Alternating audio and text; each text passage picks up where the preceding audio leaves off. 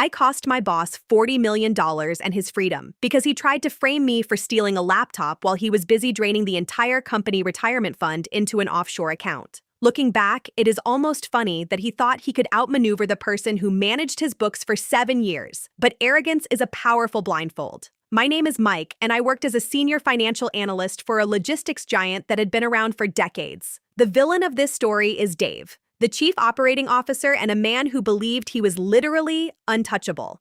Dave was the kind of boss who didn't just want you to work for him. He wanted you to feel like he owned your soul. He came from money and never let anyone forget it. He wore suits that cost more than my car and spoke to everyone from the janitors to the junior executives, like they were stray dogs he was considering kicking. Dave had this specific habit that drove everyone insane. He would walk into your office while you were on a call, hang up the phone for you without saying a word, and then tell you to go get him a specific type of sparkling water that was only sold 3 blocks away. If you complained, he would remind you that your bonus was at his sole discretion. He lived for power trips. I remember one time a young assistant named Sarah brought him coffee that was slightly too cold. Instead of just asking for a new one, Dave stood up, walked to the trash can, poured the coffee slowly into the bin while looking her in the eyes, and told her that her inability to manage a simple beverage made him wonder if she was even capable of breathing without instructions. That was Dave in a nutshell. He was a bully who used the company as his personal playground. He had this massive office with glass walls so he could watch everyone working. And he would often stand there with his hands behind his back, just staring at people until they got uncomfortable and made a mistake. My relationship with Dave was purely functional for a long time. I was good at my job. I kept my head down and I made sure the numbers lined up. But everything changed when our longtime chief financial officer retired and Dave decided he didn't need to hire a replacement. He told the board he could handle the financial oversight himself with my help. What he actually meant was that he wanted someone he could intimidate into signing off on his personal expenses. It started small. A $5,000 dinner here, a family vacation to Hawaii labeled as a scouting mission there. I pointed these out to him early on, thinking I was doing my job by protecting him from a future audit. Dave didn't thank me. He sat me down, leaned over his mahogany desk until he was inches from my face, and told me that his ancestors had built this industry while mine were probably scrubbing floors. He told me that if I ever questioned his ledger again, he would ensure I never worked in finance again. He said he had friends at every major firm in the city, and one phone call from him would turn my resume into radioactive waste. That was the first time I realized that Dave wasn't just entitled. He was dangerous. He had a total lack of empathy and a God complex that was reaching a breaking point. Over the next 6 months, I watched as the small expenses turned into massive withdrawals. Dave started acting like the company treasury was his personal ATM. He bought a third home, a yacht, and started frequenting high-stakes underground poker games. I knew the company couldn't sustain that level of bleeding, especially when I noticed the contributions to the employee pension fund were being delayed. When I brought it up a second time, Dave didn't yell. He just smiled at me. It was the most terrifying smile I had ever seen. He told me I was a good soldier and that he was going to give me a special project. He handed me a company laptop and told me it contained sensitive files that needed to be encrypted and stored off-site. I didn't know it yet, but that laptop was the beginning of his plan to destroy me. He was already setting the stage to make me the fall guy for the millions he had already stolen. He was arrogant enough to think that a quiet guy like me would just roll over and take the hit. He thought he was the apex predator and I was just a number on a spreadsheet. He forgot that the person who manages the numbers is the one who knows exactly where the bodies are buried. Dave wanted a war, and he was about to find out that I had been documenting every single thing he had done since the day he poured that coffee in the trash. This was no longer about a paycheck. This was about survival. The months that followed were a descent into a professional purgatory that I would not wish on my worst enemy. Dave did not just want to frame me. He wanted to break my spirit so that when the hammer finally fell, I would be too exhausted to fight back. He started a campaign of psychological warfare that began with the smallest details of my daily life. He moved my office from the executive suite down to a windowless storage closet in the basement, claiming that the company was undergoing a reorganization and that my sensitive work required total isolation. The room smelled like damp cardboard and old floor wax, and the overhead light flickered with a rhythmic hum that gave me a headache within an hour of arriving. Dave would call my desk phone at all hours of the night, sometimes at 3 hours in the morning, demanding to know the exact balance of a sub-account he knew I could not access from home. If I did not answer within 2 rings, he would send a company-wide email the next morning, CCing the entire board of directors, questioning my dedication, and suggesting that I was becoming unreliable. The first major incident that signaled things were turning truly dark happened during our quarterly budget review. I had prepared a series of reports showing a massive discrepancy in the pension accounts, which was now reaching a deficit of nearly $4 million. I tried to pull Dave aside before the meeting to show him the numbers, hoping he might have some explanation that did not involve blatant theft. I was still trying to be the bigger person, giving him a chance to fix it. Dave took the folders from my hands, looked at the data for 5 seconds, and then threw the entire stack of papers into a puddle of rainwater that had collected near the office entrance. He stepped on the documents, grinding his heel into the paper until my months of work were nothing but a gray pulp. He told me that my math was a fantasy, and that if I ever brought up the pension fund again in public or private, he would have me escorted out of the building by armed security and sued for defamation. He leaned in close enough for me to smell his expensive cologne and whispered that he owned the police in this town and he owned the judges, so I should be very careful about whose reputation I tried to smear. A few weeks later, Dave escalated his physical intimidation. I was working late in my basement office when the door slammed shut and Dave walked in, followed by 2 of his personal security guards. They did not say a word. They just stood by the door while Dave started tossing my desk. He threw my monitors on the floor, ripped my drawers out, and dumped my personal belongings everywhere. He claimed he was looking for a missing flash drive and that as a company employee, I had no expectation of privacy. When I stood up to protest, one of the security guards stepped forward and pushed me back into my chair with a hand on my shoulder that felt like a vice grip. Dave stood over me, laughing, and told me that I looked like a trapped rat. He said he enjoyed watching me squirm and that I should get used to the feeling of being powerless. He then reached into his pocket, pulled out a gold coin, and tossed it at me, telling me to go buy myself some self-respect because I clearly did not have any. This was not just a boss being a jerk anymore. It was a man who felt he was above the law and took pleasure in the suffering of those he considered beneath him. The final straw came during the annual charity auction. It was a high-profile event with all the local city officials and business leaders in attendance. Dave had assigned me to manage the silent auction bids. Midway through the evening, Dave walked up to the podium and announced to the entire room that there had been a mistake in the bookkeeping. He looked directly at me and told the crowd that it was a shame when long-term employees let their personal greed get the way of charity. He implied, without saying it directly, that I had been skimming from the donation buckets. The room went silent and hundreds of eyes turned to me with disgust. I was humiliated standing there in my modest suit, while Dave basked in the spotlight as the virtuous leader. Later that night, I found him in the parking lot. I told him that I had always been loyal and that I did not understand why he was doing this. I told him I just wanted to do my job and be left alone.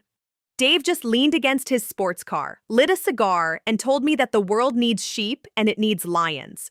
He said he was the lion and he was hungry and I just happened to be the easiest meal in the valley. He told me that by the end of the next month, I would be in a jail cell and he would be on a beach, and there was absolutely nothing a little man like me could do to stop it. He drove off, splashing muddy water all over me, leaving me standing in the dark. That was the moment I stopped trying to solve things peacefully. I realized that you cannot negotiate with a person who does not believe you were a human being.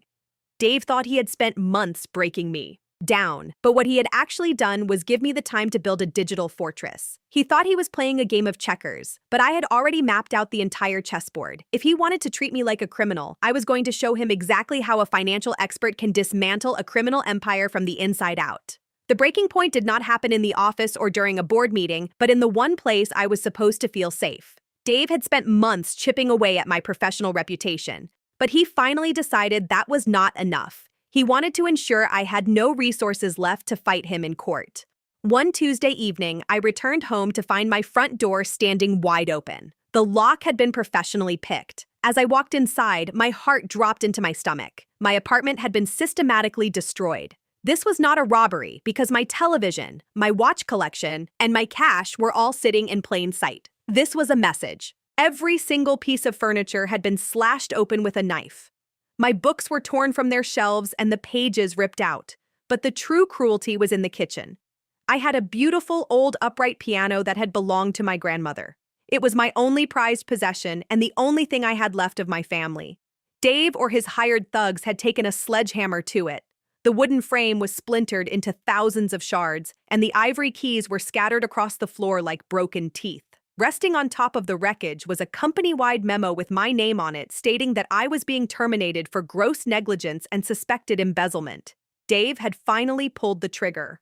He had fired me while I was not even there to defend myself. And then he had sent people to destroy the only things I loved. While I was standing in the ruins of my living room, my phone buzzed with a text message from an unknown number. It was a photo of me standing in the parking lot of a local bank a week prior with a caption that said, "It would be a shame if the police found the missing pension money in a safe deposit box under my name." Dave was not just firing me. He was actively planting evidence to send me to federal prison for a crime he was committing. He was so confident in his power that he was literally documenting his harassment. I sat down on the floor amidst the wreckage of my grandmother's piano, and I did not cry. I felt a cold, hard clarity wash over me that I had never experienced before. I realized that as long as I played by the rules of a fair society, I would lose. Dave did not live in that society. He lived in a world of shadows, bribes, and brute force. If I tried to go to the Human Resources Department, they would protect the company. If I went to the local police, Dave would use his connections to stifle the report. I had to stop being Mike the accountant and start being the person Dave feared most, the person who knew where every cent was hidden. I walked over to my bedroom and pulled up a loose floorboard under my bed. Inside was the laptop Dave had given me months ago for that sensitive project. He thought I was too stupid to look under the hood. He thought I had just been storing files like a good little clerk. In reality, the moment he handed me that machine, I had installed a keylogger and a remote access Trojan. Every single time Dave had logged into his private accounts from his office or his home, I had been watching. I had his passwords, his bank account numbers, and the digital trail of every offshore transfer he had made to the Cayman Islands. I had been waiting for a reason to use it, hoping his conscience would kick in. Seeing my grandmother's piano in pieces was that reason.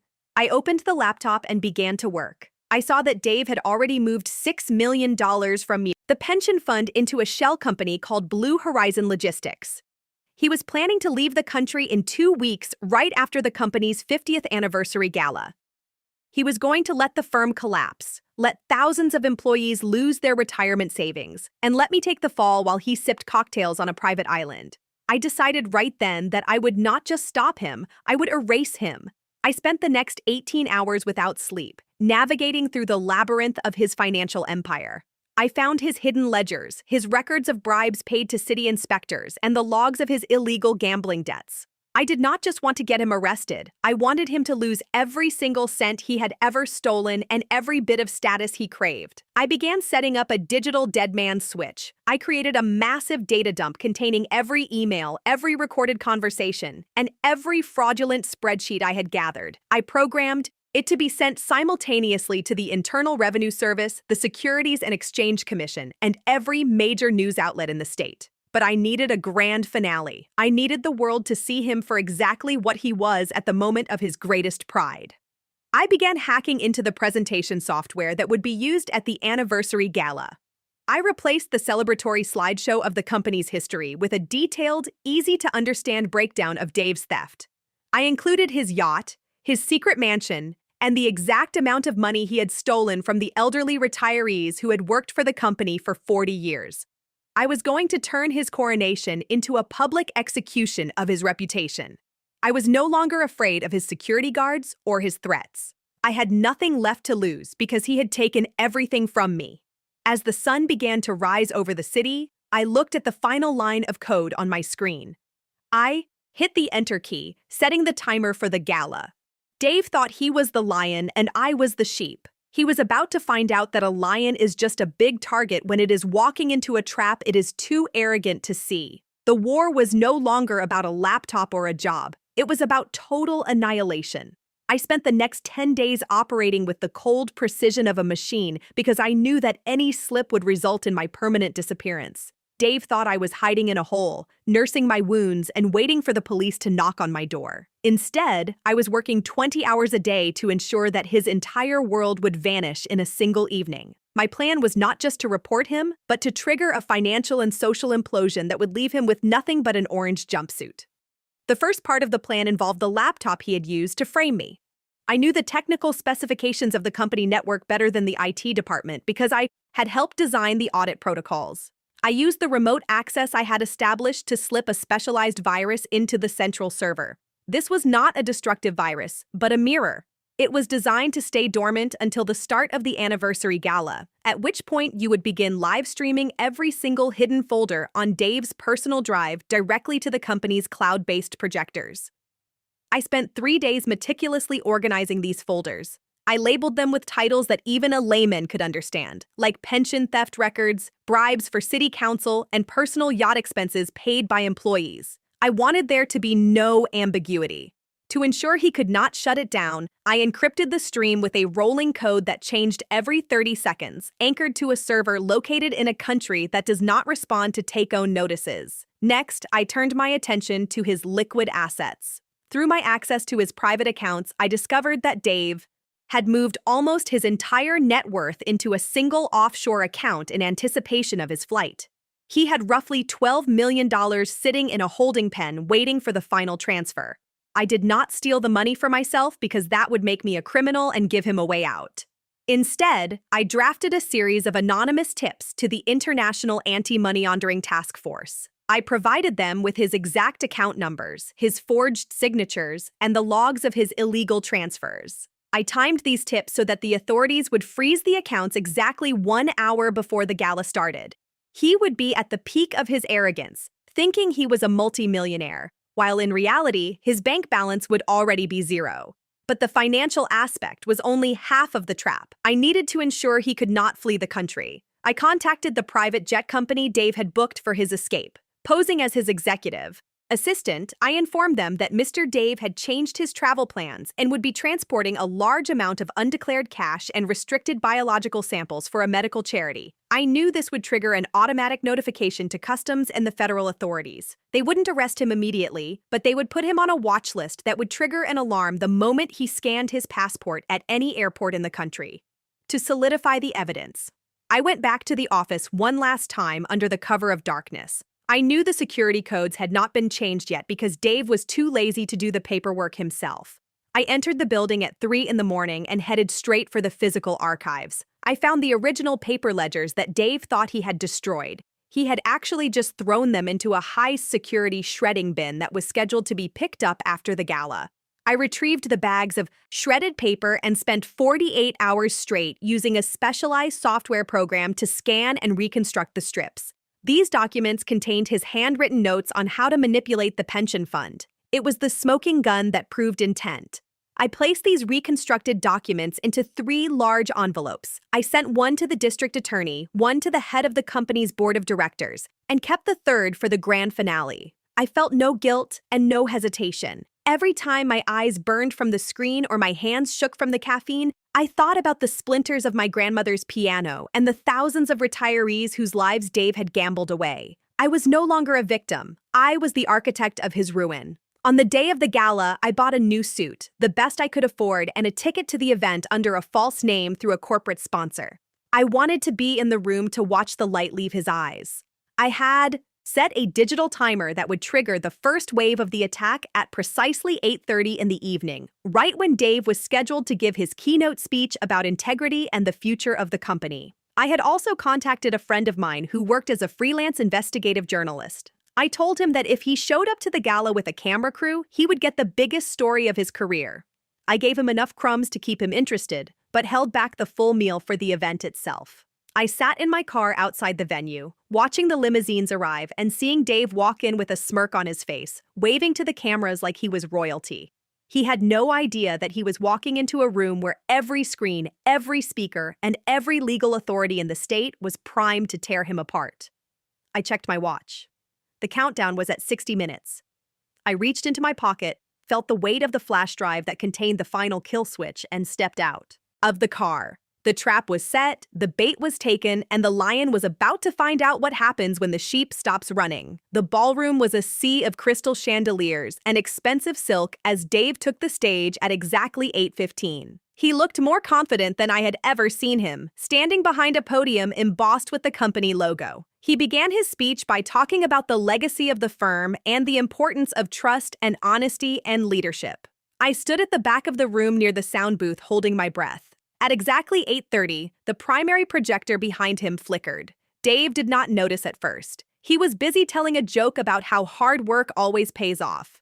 But the audience went silent as the screen changed from a photo of the original warehouse to a high-resolution scan of a bank transfer showing $2 million moving from the employee pension fund to a private account in Dave's name.